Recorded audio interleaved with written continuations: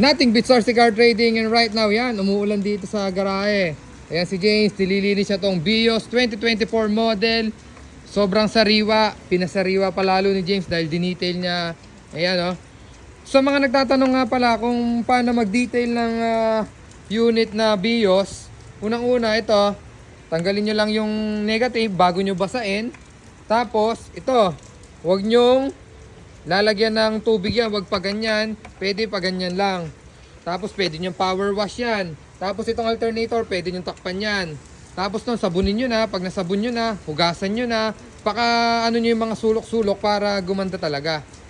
Yan, dilinisin nyo step by step. Kumari dito muna kayo, tapos papunta kayo doon. Hanggang doon, linisin nyo.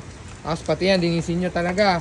Tapos, pagkatapos nyo ng sabunin, buhusan nyo, pwede nyo power wash ng mahina lang. Yung saktong power wash lang, wag yung masyadong matulis.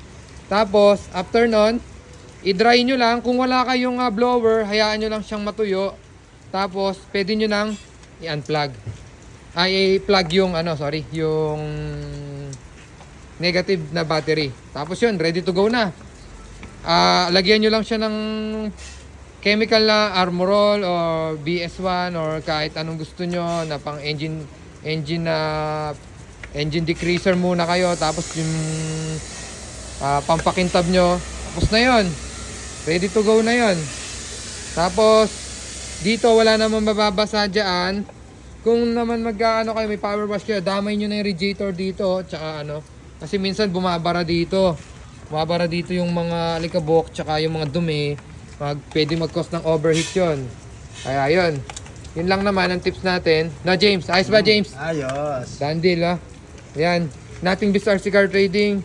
Kung kailangan nyo, kung may mga tanong kayo about sa mga engine wash, message lang kayo, sagutin namin yan.